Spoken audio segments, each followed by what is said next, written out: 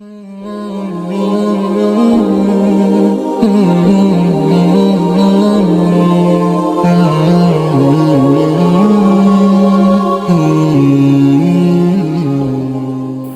iza, diganggu. Jadi kadang-kadang ada orang ingin dekat kepada Allah, ingin ibadah, ingin belajar ilmu agama, ada yang ganggu.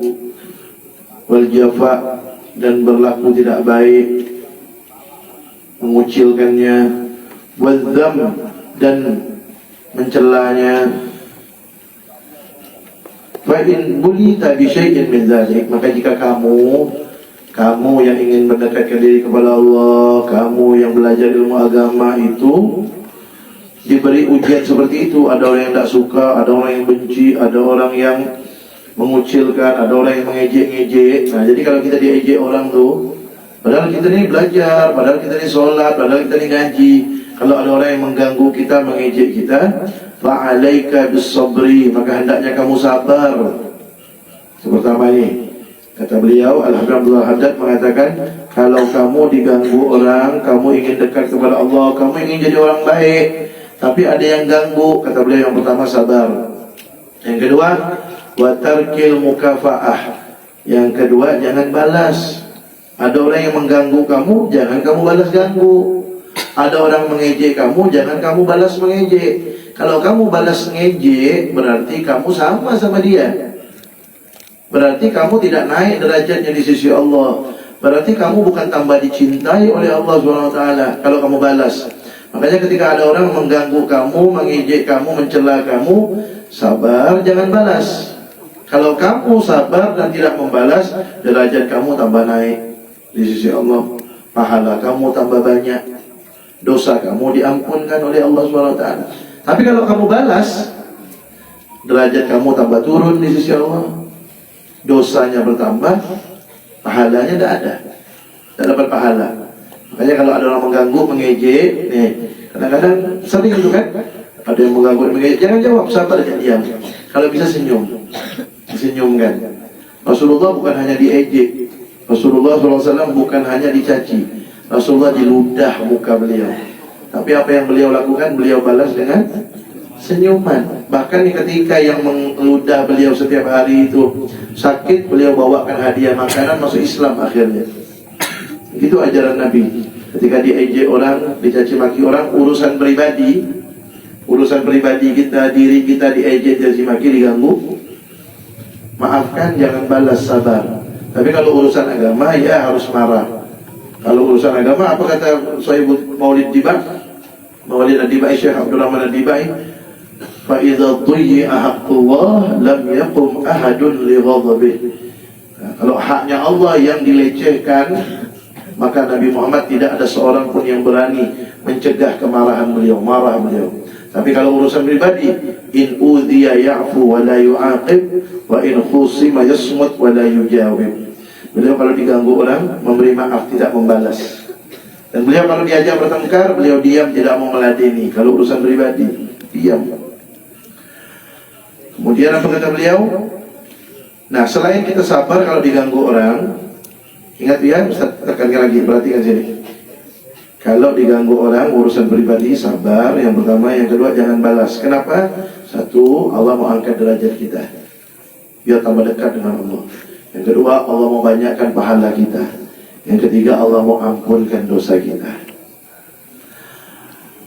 Nah, selain sabar dan jangan membalas, apalagi kata beliau, ma'anallafatil galbi, bersamaan juga dengan hatinya bersih.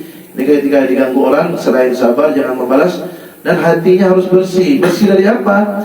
Minal hiqdi, bersih daripada iri.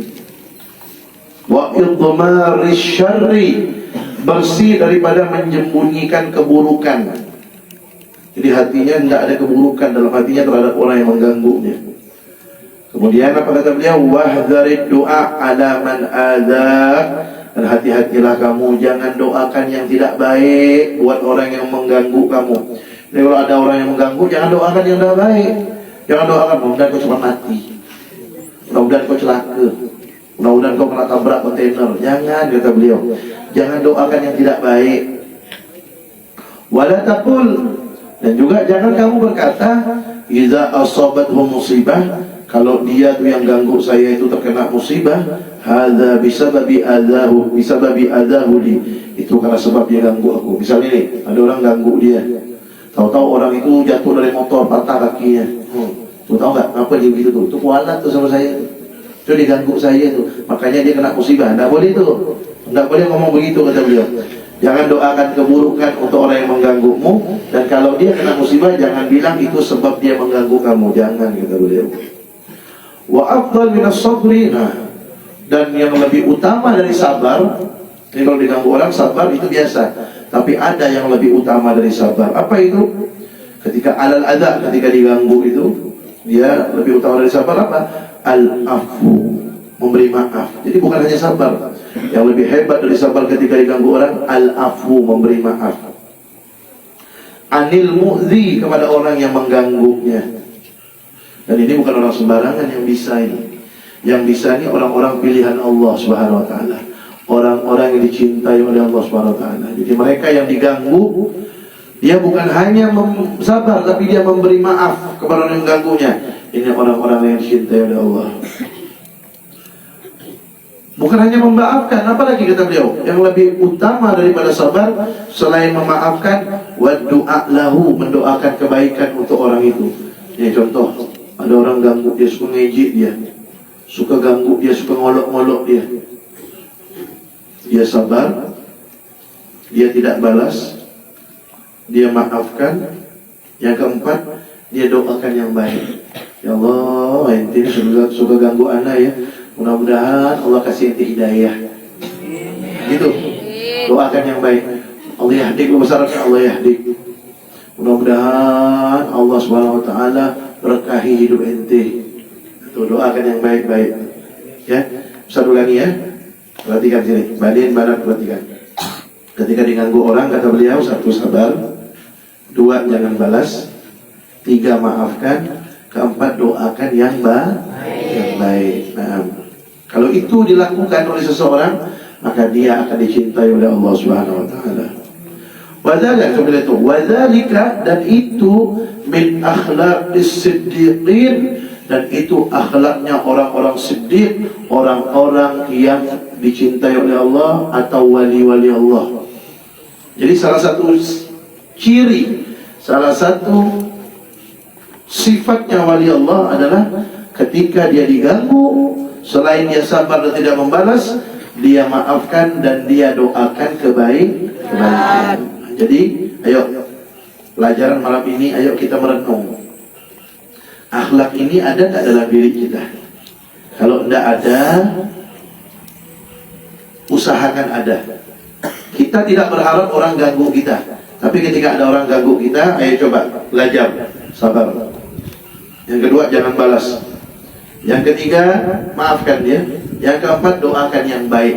Kalau itu dilakukan, maka kamu sudah mempunyai dalam dirimu sifatnya wali-wali Allah. Berarti kamu adalah orang-orang yang dipilih oleh Allah untuk menjadi wali-walinya. Wa udda i'radal khalqi anka, dan anggaplah makhluk tidak senang dengan kamu, berpaling dari kamu, anggap itu nikmatan alaik, adalah nikmat untukmu, min rabbika, dari Tuhanmu. Jadi kalau gini nih, kalau ada orang tidak senang sama kamu, jangan kecil hati, kata beliau. Tapi kalau ada orang tidak senang dengan kamu, padahal kamu ini tidak salah, kamu ini sesuai dengan syariat, tapi ada orang yang benci dengan kamu, apa kata beliau? Anggap itu nikmat dari Allah. Lah, Ustaz, kok nikmat dari Allah sih orang tak senang sama kita? Kata beliau, anggap itu nikmat dari Allah untukmu. Kenapa? Fa'innahum, karena sesungguhnya mereka, lau aqbalu alaik, kalau mereka semuanya senang kepada kamu, datang kepada kamu, rubbama syaghaluka an ta'atih, mungkin nanti mereka akan menjadi sebab kamu sibuk untuk taat kepada Allah. Sibuk sehingga susah untuk taat kepada Allah.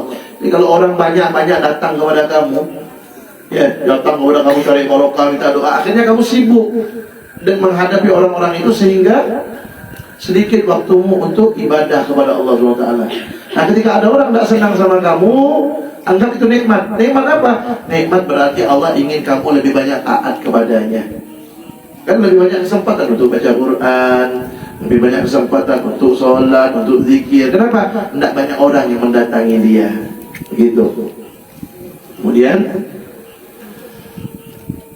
fa inibtulita, maka jika kamu diuji oleh Allah, biikbalihim, orang senang dengan kamu. Jadi kalau kamu orang tidak senang, anggap itu nikmat agar kamu fokus ibadah kepada Allah. Tapi sebaliknya, kalau kamu diuji oleh Allah, orang-orang senang dengan kamu, datang kepada kamu. Wa ta'zimihim, mereka menghormati, mengagungkan kamu. Wa tsanaihim, dan mereka memuji-muji kamu. Wa taraddudihim alaik, dan mereka sering datang mengunjungi kamu. Nah, kalau kamu seperti itu, sering dikunjungi orang, orang hormat, orang memuliakan, orang memuji-muji kamu, maka apa kata beliau? Fahdhar, hati-hati kata beliau. Min fitnatihim, hati-hati dari fitnahnya mereka. Washkurillah, dan bersyukurlah kepada Allah alladzi satara, yang menutup masawiyaka, yang menutup kejelekan-kejelekan kamu, anhum, dari mereka. Kenapa orang itu hormat?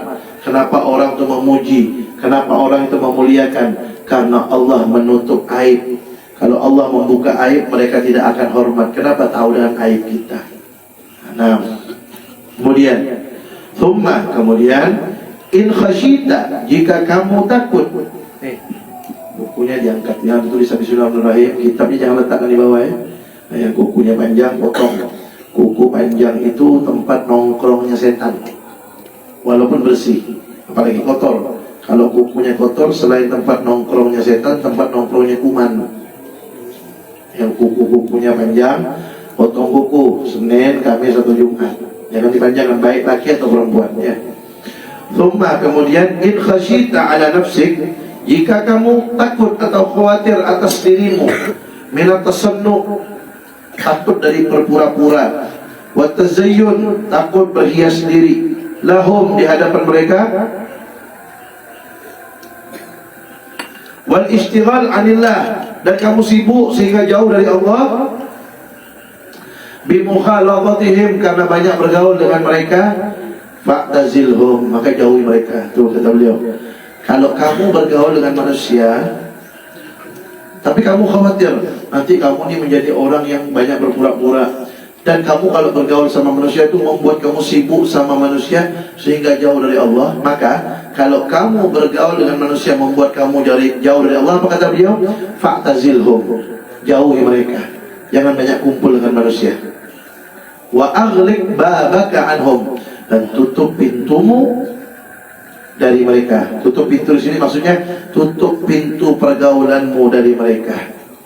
Jadi kalau bergaul itu menjauhkan diri dari Allah, maka jangan bergaul. Tapi kalau bergaul mendekatkan diri kepada Allah, bergaullah seperti bergaul dengan orang-orang saleh. Ya, apa kata Nabi Muhammad dalam hadisnya? Nabi Muhammad bersabda dalam hadisnya,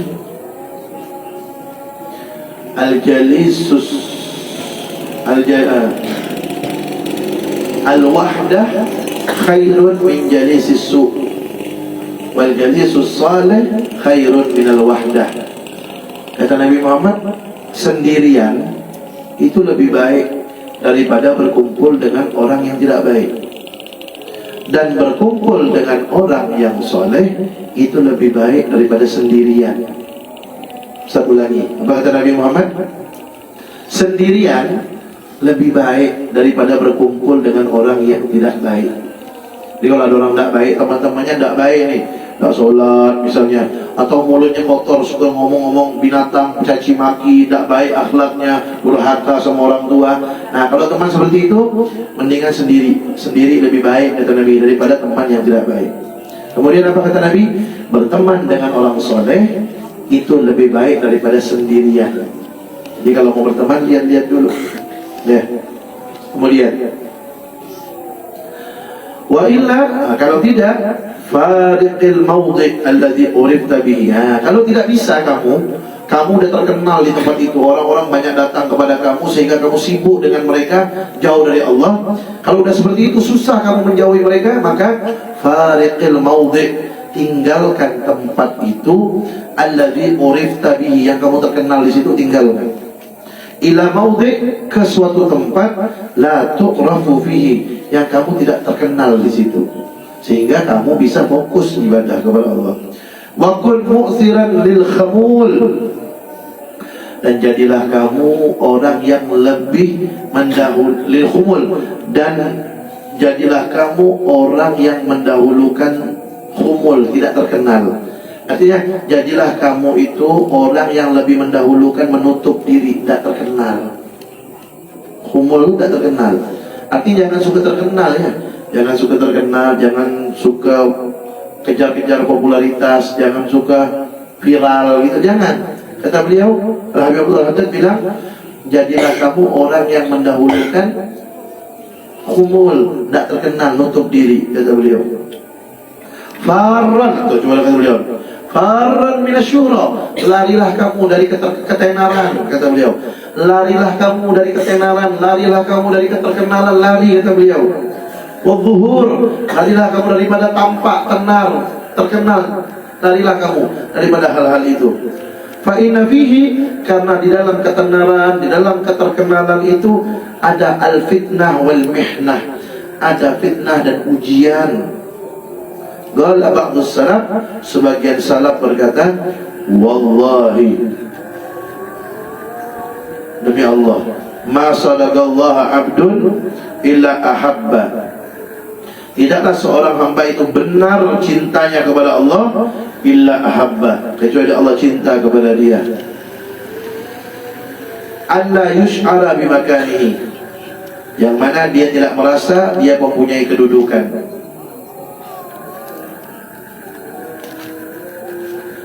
Qala akharu, sebagian yang lain berkata, ma'arifu rajulan, saya tidak mengenali seseorang, ahabba an ya'rifahun nas, yang suka dikenal orang, illa, kecuali, jadi orang yang suka terkenal, suka tenar itu, suka viral-viralkan dirinya, maka orang tersebut illa dhahaba dinuhu, maka akan hilang agamanya, waftadhaha, dan dia akan dipermalukan. Ya, kecuali kalau memang darurat. Apa contohnya darurat? Contohnya kalian ngajar nih, seperti pakai medsos nih. Nah, ini darurat untuk apa? Untuk menyebarkan ilmu. Kalau untuk seperti ini tidak apa-apa, karena untuk kebaikan agar orang-orang dapat ilmu. Tapi kalau bukan untuk menyebarkan ilmu, bukan untuk dakwah, maka kata beliau lebih baik janganlah kamu terkenal, karena banyak fitnah, banyak ujiannya. Dan kalau pengen terkenal itu nanti ujung-ujungnya akan hilang agamanya dan akan menjadi orang yang dipermalukan. Na'udzubillah min dzalik, wallahu a'lam.